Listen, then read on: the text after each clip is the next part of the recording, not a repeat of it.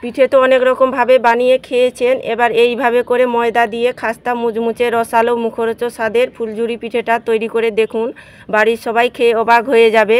আর এতটা সুন্দর লাগে খেতে কি অন্য স্বাদের পিঠে খাওয়া ভুলেই যাবেন।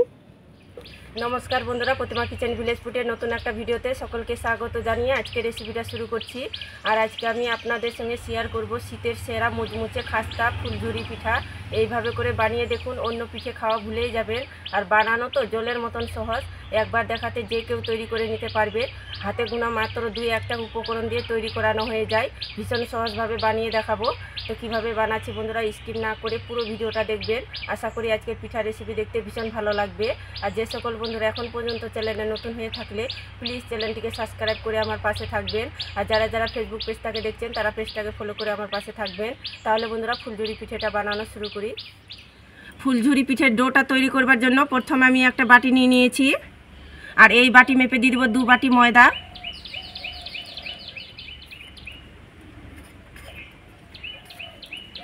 আর স্বাদ মতো একটু সামান্য একটু লবণ দিয়ে দিব। আর 1/2 চামচ দিয়ে দিব চিনি। তবে চিনিটা যদি পছন্দ না করেন তো স্কিপ করে নিতে পারেন, কোনো অসুবিধা নেই। আর ময়ামের জন্য দিয়ে দিব 4 চামচ সাদা তেল, বড় চামচের। তো আপনারা চাইলে এখানে ঘি দিয়ে ময়ামটা করে নিতে পারেন।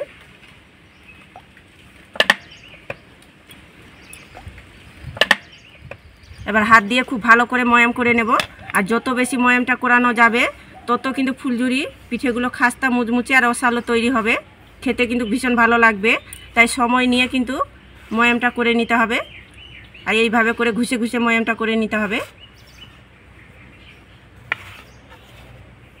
তো সময় নিয়ে ময়ামটা আমি করে নিয়েছি। তো কি করে বুঝবেন? এইভাবে করে মুঠি করবেন, দেখুন দোলা পেকে যাচ্ছে, ভেঙে যাচ্ছে না। ঠিক এইভাবে করে ময়ামটা করে নিতে হবে। তো আমি 2 ভাগে ভাগ করে নেব। তো 1 ভাগ আমি একটা প্লেটের মধ্যে নিয়ে নেব। তো 1 ভাগটা আমি কম রাখবো আর 1 ভাগটা কিন্তু বেশি রাখবো। তো দেখুন এইভাবে করে ভাগ করে নিলাম। এবার অল্প অল্প জল দিয়ে মেখে নেব।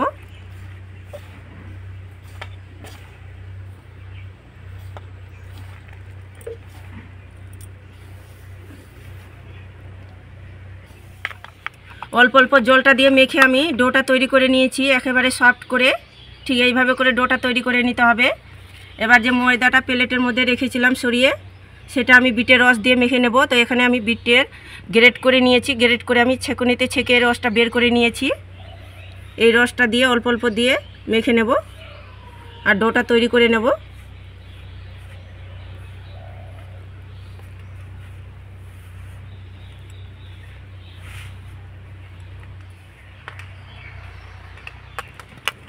তো অল্প অল্প বিটের রসটা দিয়ে মেখে আমি ডোটা তৈরি করে নিয়েছি। একেবারে সফট করে ডোটা তৈরি করে নিয়েছি।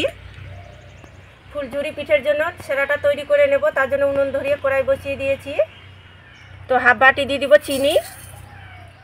2টো এলাচ মুখগুলো ফাটিয়ে নিয়েছি। একটা তেজপাতার টুকরো করে দিয়ে দেব। আর 1/2 বাটিয়ে দিয়ে দিব জল। মানে যতটা পরিমাণে আমি চিনি দিয়েছি ঠিক অতটা পরিমাণে দিয়ে দিব জল।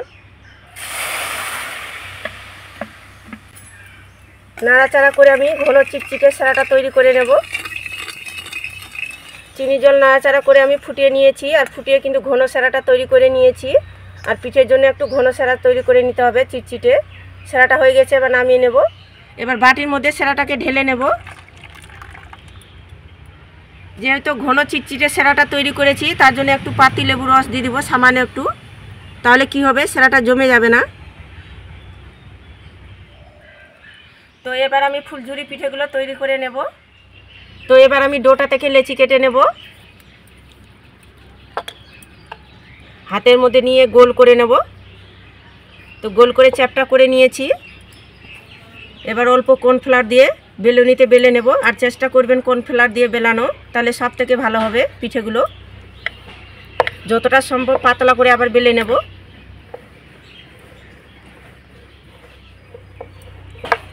উটি মতো করে বড় করে আমি পাতলা করে বেলে নিয়েছি। এই দেখুন ঠিক এইভাবে করে পাতলা করে বেলেছি। আর এখানে আমি কাগজ এইভাবে করে কেটে নিয়েছি। এবার এইভাবে করে ছাপ করে কেটে নেব।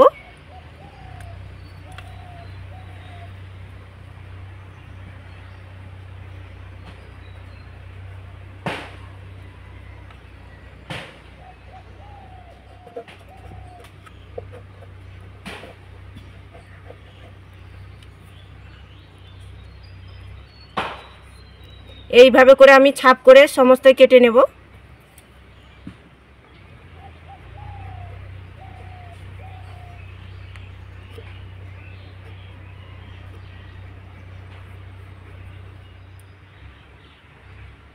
তো একইভাবে করে কেটে নিয়েছি, এবার বাকি অংশগুলো তুলে নেব।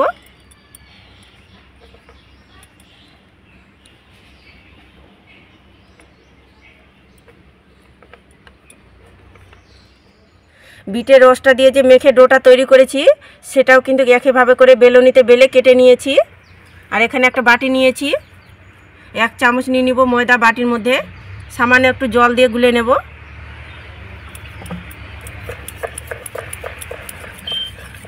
তো দেখুন গুলে নিয়েছি, একটু গাঢ় করে গুলে নিতে হবে। প্রথমে আমি বিটের রসে যে কেটেছি সেটা নিয়ে নিলাম। ময়দার ঘোলটা একটু লাগিয়ে নেব মাঝখানে সামান্য একটু করে। এবার আমি সাদাটা এইভাবে করে সমান করে বসিয়ে দেব। আবারও আমি ময়দার ঘোলটা লাগিয়ে নেব।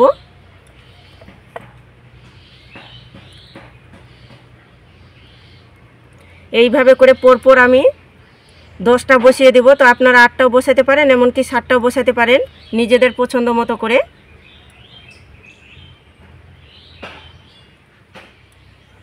তো সাদা কালারেরটা আমি পরপর 8টা বসিয়ে দিলাম।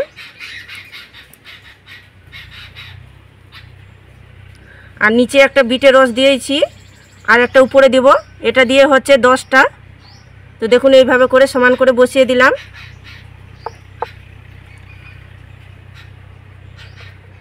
তো এইভাবে করে তৈরি করে নেব। একইভাবে করে সবগুলো তৈরি করে নিয়েছি। এবার একটা নিয়ে নেব আর এইভাবে করে সমান করে কেটে নেব। হাফুটিটা দেখুন এইভাবে করে কেটে নেব। আর একইভাবে করে আরেকটা কেটে নেব। আবারও বলছি, দেখুন সমান করে অর্ধেক গুটিটা কেটে নিচ্ছি এইভাবে করে। এবার দেখুন এইভাবে করে করে নিলাম। আঙুলটা দিয়ে আমি ময়দার ঘোলটা লাগিয়ে নেব। দেখুন এইভাবে করে।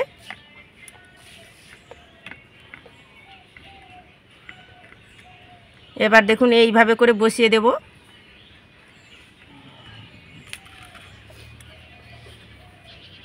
এই যে দেখুন এইভাবে করে ঢুকে দিতে হবে।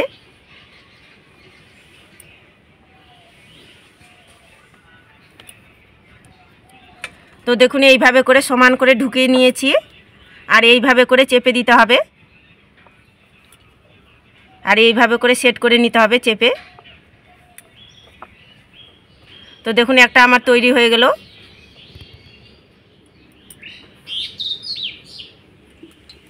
তো একইভাবে করে তৈরি করে নিয়েছি। পিঠেগুলো ভাজার জন্য কড়াইয়ে আমি সাদা তেল গরম করে নিয়েছি, আর তেলটাকে হালকা গরম করে নিতে হবে। এবার ভেজে নেব। এবার পিঠেটাকে তেলের মধ্যে ছেড়ে দেব। চামচের সাহায্যে এইভাবে করে তেলটা ছড়িয়ে দেব, তাহলে দেখবেন পাপড়িগুলো খুব সুন্দরভাবে মেলবে।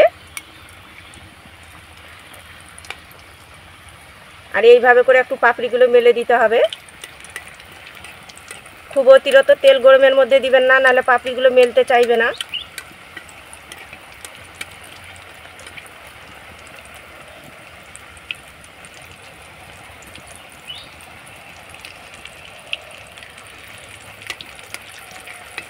আর এইভাবে করে সব সময় কিন্তু তেলটা ছড়িয়ে দিতে হবে পিঠের গায়ে, তাহলে দেখবেন খুব সুন্দরভাবে পাপড়িগুলো মেলবে। আর দেখুন কত সুন্দরভাবে পাপড়িগুলো মেলছে।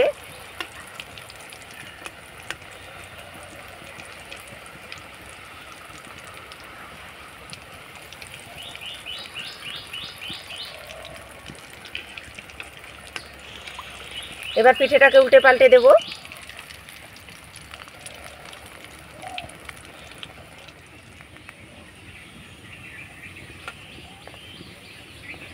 তো ফুলঝুরি পিঠেটাকে আমি ধীরে আঁচে সময় নিয়ে ভেজে নিয়েছি,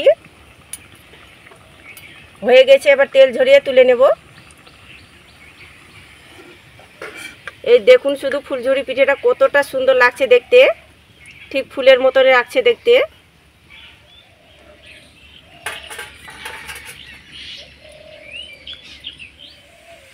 আর একইভাবে করে ফুলঝুরি পিঠেগুলো ভেজে নেব।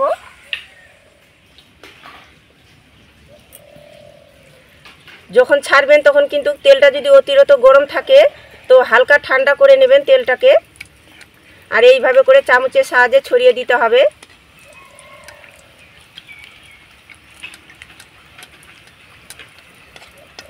এইভাবে করে তেলটা ছড়িয়ে দিলে খুব সুন্দরভাবে পাপড়িগুলো মেলবে।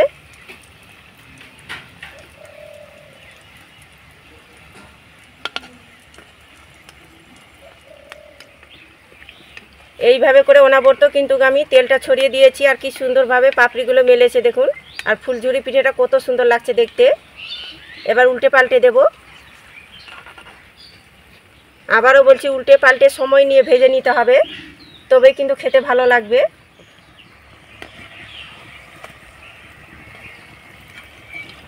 তো হয়ে গেছে, এবার তেল ঝরিয়ে তুলে নেব।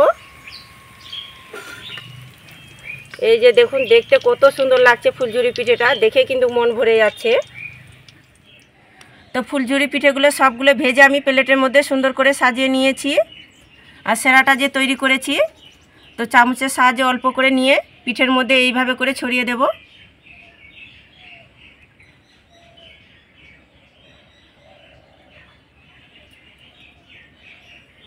পিঠে তো অনেক রকমভাবে বানিয়ে খেয়েছেন, তো আমার মতো করে নিত্য নতুনভাবে এই পিঠেটা অবশ্যই তৈরি করে দেখবেন।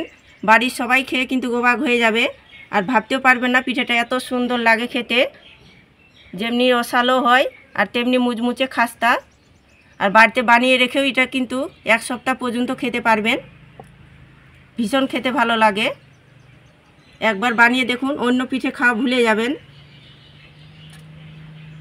তো সেরাগুলো আমি পিঠের মধ্যে দিয়ে দিয়েছি। এবার দেখুন ফুলঝুরি পিঠেটা কত লোভনীয় লাগছে দেখতে। খুবই কম সময়ের মধ্যে ঝটপট তৈরি করে নিতে পারবেন, কোনো রকম ঝামেলা মনে হবে না তৈরি করানো। আর পিঠেটা দেখুন, দেখে কিন্তু মন ভরে যাচ্ছে। আর এত সুন্দর যদি ফুলঝুরি পিঠে থাকে কারোর সামনে, তো না খেয়ে তো থাকতেই পারবে না, দেখলে কিন্তু খাওয়ার ইচ্ছেটা বাড়িয়ে যাবে। আর একবার যাকে বানিয়ে খাওয়াবেন সে তো প্রশংসা করবেই করবে। আর একটা পিঠে ভেঙেও দেখাচ্ছি, কতটা খাস্তা আর মুচমুচে হয়েছে দেখুন।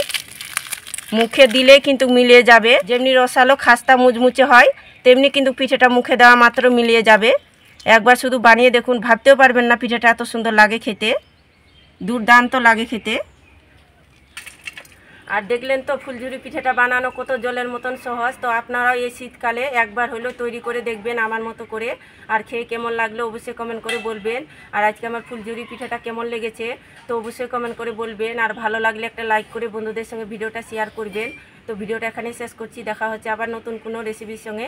সবাই খুব ভালো থাকবেন, সুস্থ থাকবেন। পুরো ভিডিওটা দেখার জন্য অসংখ্য ধন্যবাদ।